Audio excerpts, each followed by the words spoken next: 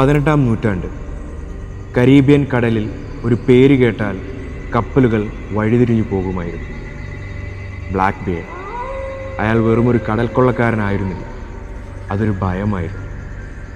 നീണ്ട കറുത്ത താടി വെച്ച, പുകമറയ്ക്കുള്ളിൽ നിന്നും ശത്രുക്കളുടെ മുന്നിൽ പ്രത്യക്ഷപ്പെടുന്ന ഒരു ഭീകര രൂപം. അദ്ദേഹത്തെ കണ്ടവർ ഒരേ സ്വരത്തിൽ പറഞ്ഞു, ഇവൻ മനുഷ്യനല്ല, നരകത്തിൽ നിന്ന് വന്ന ചെകുത്താനാണ്.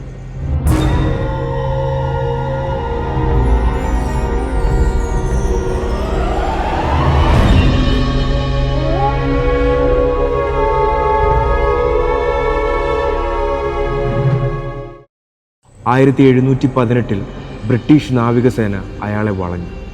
ആ പോരാട്ടം ചരിത്രത്തിലെ ഏറ്റവും ഭീകരമായ ഒന്നായിരുന്നു. 20 തവണ വാളുകൊണ്ട് മുറിവേറ്റിട്ടും 5 തവണ തിരകളിൽ നിന്ന് വെടിയേറ്റിട്ടും ബ്ലാക്ക് ബിയർഡ് വീണില്ല. ഒരു സിംഹത്തെ പോലെ അയാൾ പോരാടിക്കൊണ്ടേയിരുന്നു. ഒടുവിൽ അയാളുടെ തല വെട്ടിമാറ്റി കടലിലേക്ക് എറിഞ്ഞു. പക്ഷേ അവിടെ നിന്നാണ് കഥ തുടങ്ങുന്നത്. അവിടെ ഉണ്ടായിരുന്ന നാവികർ സാക്ഷ്യപ്പെടുത്തി, തലയില്ലാത്ത ആ ശരീരം കപ്പലിന് ചുറ്റും 3 തവണ നീന്തി തുടിച്ചു. എന്നിട്ട് പതുക്കെ കടലിൻ്റെ ആഴങ്ങളിലേക്ക് അപ്രത്യക്ഷമായി. മരിക്കാൻ പോലും മടിച്ച ആ ഒരു മനുഷ്യൻ്റെ അവസാനത്തെ വെല്ലുവിളിയായിരുന്നു. ബ്ലാക്ക് ബിയർഡ് കൊള്ളയടിച്ച സ്വർണവും വജ്രങ്ങളും ഇന്നും കണ്ടെത്താനായിട്ടില്ല. മരിക്കുന്നതിന് തൊട്ടു മുമ്പ് അയാൾ ചിരിച്ചുകൊണ്ട് പറഞ്ഞു, എൻ്റെ നിധി എവിടെയാണെന്ന് എനിക്കും പിശാചിനും മാത്രമേ അറിയൂ. ആരാണോ അത് ആദ്യം കണ്ടെത്തുന്നത് അവർക്ക് സ്വന്തമാണ്. നൂറ്റാണ്ടുകൾ കഴിഞ്ഞിട്ടും ആ നിധി തേടിപ്പോയവർ ആരും തിരികെ വന്നില്ല. കടലിൻ്റെ ഏതോ ഇരുണ്ട കോണിൽ ആ സ്വർണം ഇന്നും ആർക്കോ വേണ്ടി കാത്തിരിക്കും.